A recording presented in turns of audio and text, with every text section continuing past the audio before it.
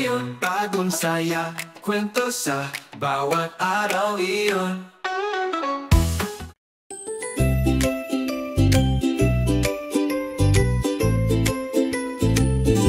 Si Bomba ang Geno, may matatag na espiritu. At si Nico ang tuta, sabik din. Pupunta sila sa Tahiti, ang isla na maliwanag.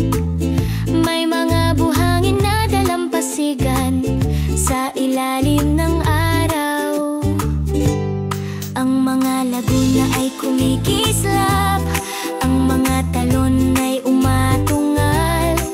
Hindi na makapaghintay si Momba at Nico na mag-explore.